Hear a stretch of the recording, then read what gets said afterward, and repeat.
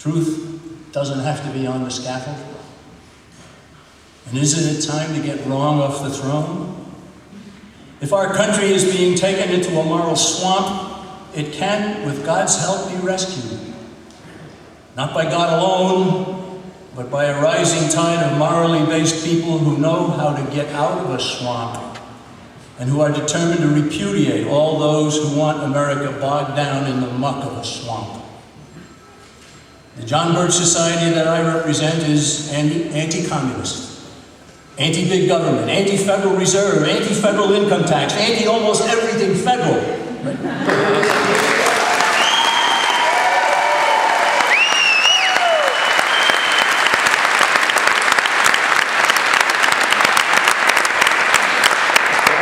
Society is also an organization that promotes morality. Our motto says, less government, more responsibility, and with God's help, a better world. Less government under the Constitution, more responsibility under the Ten Commandments, and that combination, with God's help, only because we have earned it with our own efforts, will indeed lead to a better world. Thank you very much.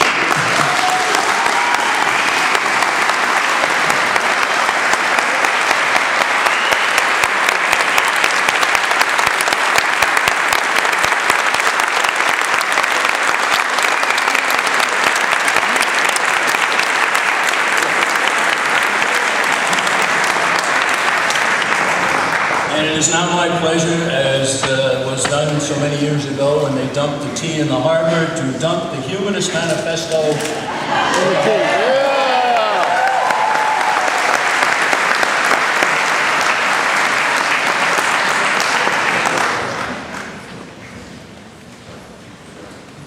Our next speaker, Gary Franchi, is host of the widely acclaimed Reality Report and a founder of Restore the Republic, RTR.org.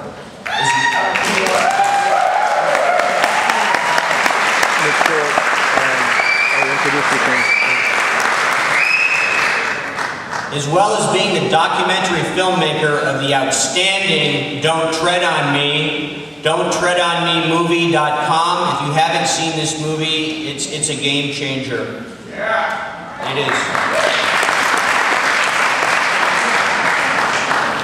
He also has the wonderful pleasure of introducing our guest from the West Coast, G. Edward Griffin. So without further ado, Gary Franchi.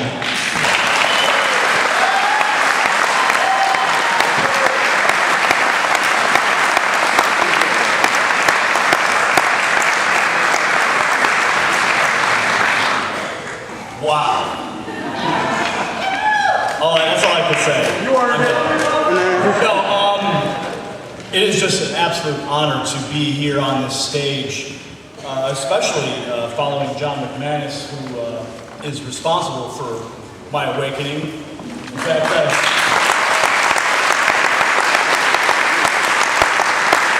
so many patrons here are responsible for the reason I'm here today.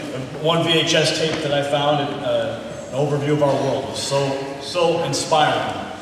Another man that inspired me was a man named Aaron Russo. Aaron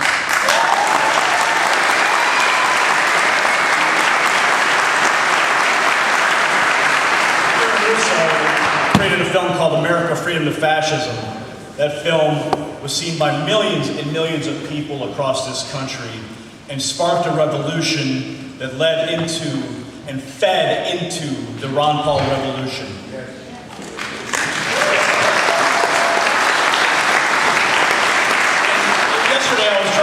I was driving through Manassas, Virginia, and I was driving over the paved roads where a Civil War battlefield was. And as I'm looking at the storefronts, and I'm looking at the restaurants that had sprung up, I wondered if those soldiers even thought, as they were fighting to restore the Union, did they think about those people that would be scurrying about looking for the next sale? Probably not. They were concerned with freedom. That's what I'm concerned with. That's what the people in this room are concerned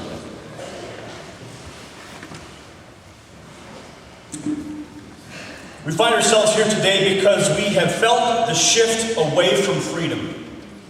The people in this room have not forgotten nor taken for granted any American soldier who has fought to preserve our freedom.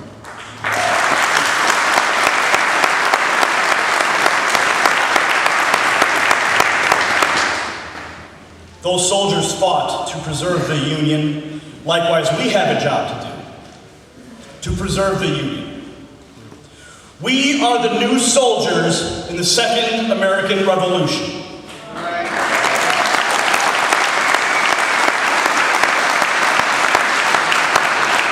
We will not let our freedom be stripped away.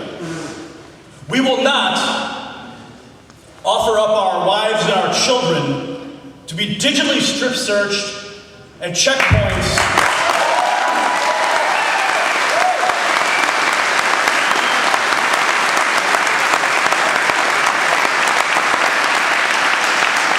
We will not let our wives and our children be digitally strip searched at checkpoints, at airports, at bus depots, at train stations. When does this end? It ends today, and it ends with each one of us. We must draw the line in the sand. I believe the TSA is now the new front line in the war on freedom. Today, as I've been traveling the country, I've seen a lot of these body scanners shut down.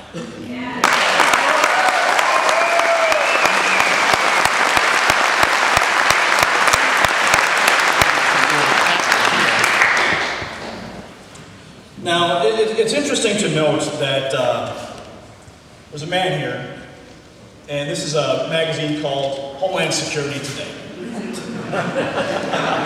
I'd like to introduce you to David Silverberg.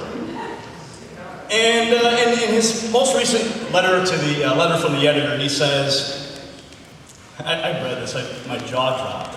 He says, while there is real legitimate concern about terrorism and illegal immigration, and vigilance is always necessary, this country has never been helped when extremists led the charge into murky realms of insanity and absurdity, and we've been seeing a dangerous trend in that direction over the past year.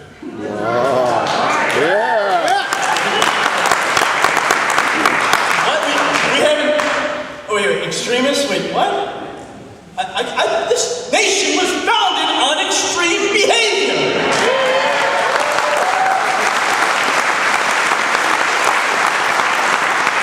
Have we forgotten? This is the Homeland Security Today magazine. I feel real safe now. And he continues, he says, the framers of the Constitution were fully aware of people's propensity towards hysteria and emotion. That's why they created a Congress to stand between passion at the grassroots and the making of government policy. That's what he believes Congress was for. To stand between us and them, right? I don't think so. But this guy is a threat to freedom.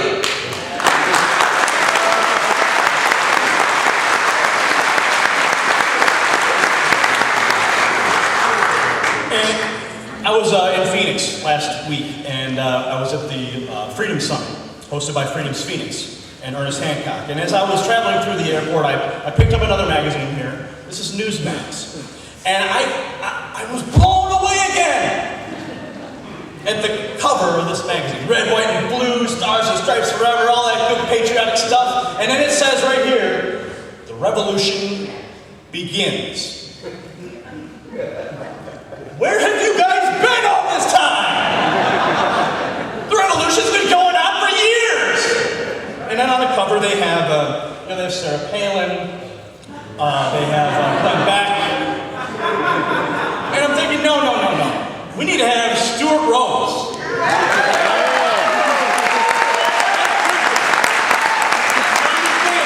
Leadership.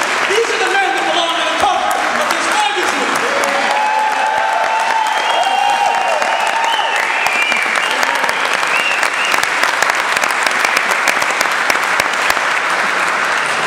their credit, they did put Rand on here. There's a great article about ending the Fed too. So there is something that's brewing here in this country today, and it is because of the people in this room who are taking action right now.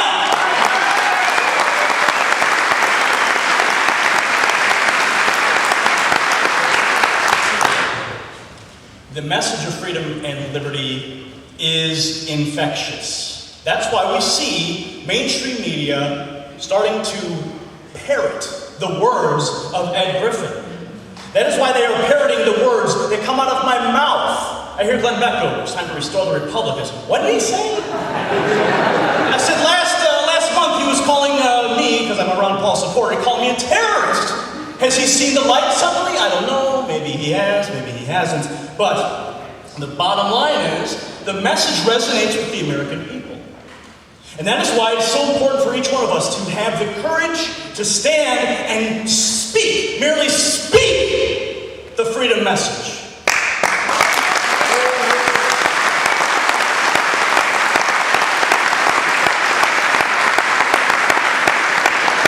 If we do not practice free speech, we will lose it. We will lose it. We see our freedoms crumbling all around us. We see the Patriot Act, we see all the TSA checkpoints. And there is another component, there is another threat to freedom. And that threat to freedom is every single one of us in this room. And I say that because if we do not act, we are complicit. When we look ourselves in the mirror every morning, we have to ask, what am I going to do to preserve freedom today? It can be something as little as placing a business card in a gas station slot that has a website on it. It can be as simple as burning a DVD and passing it to a friend. It can be as simple as handing a magazine to somebody, or standing out front and handing out flyers.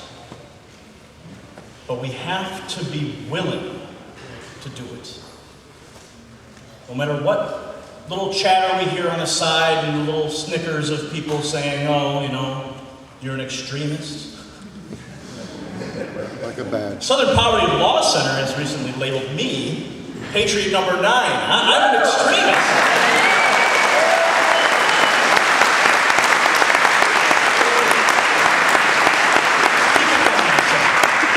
Keep it coming. I love it. Attack me all day. Because, hey, I'll add it to my resume. All right, now, I want people to get involved. I want people to take action. And one way we are taking action, we have a website called rtr.org. The latest inception of this website is so explosive. I've seen thousands and thousands of new members joining up in the past, 30, 60 days. And it was funny, I was monitoring the news feed. It's very much like a Facebook-style website. And I'm monitoring the news feed, and some user is posting, he's like, oh my goodness, I'm getting such an education here. And I said, that's exactly why we made this site. Users are flocking into the site, coming from Facebook and MySpace and Twitter and all these places, and they see the red, white, and blue, and they come in, and then all the members are posting links and videos and start browsing and start educating themselves. It's a wonderful thing to watch. And if you're not, how many people are members of rtr.org? Okay, not enough. Not enough. I want everyone to go home today. I want you to type in that domain, rtr.org, and I want you to join, and I want you to take action with us, and I want you to restore the Republic together.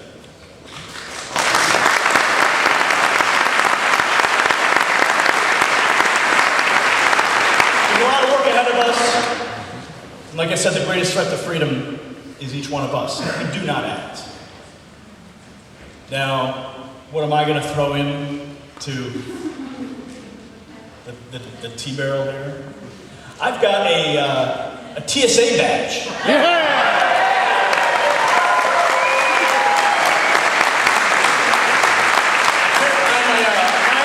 I'm a junior officer for the New Hampshire TSA. I got that when I went out and covered the story that Stuart Rose is out there.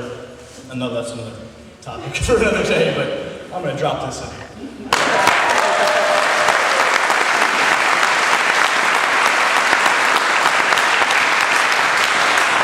Now, there is a man that I'm going to introduce today who I owe another part of my awakening to.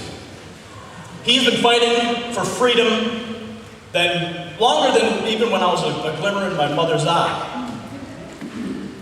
And I've had lunch with him inside the chamber where the Federal Reserve was conceived on Jekyll Island. I have shouted for revolution on Capitol Hill in front of 15,000 people with him. And it is an absolute honor to introduce to you the author of The Creature from Jekyll Island, the Federal Reserve killer,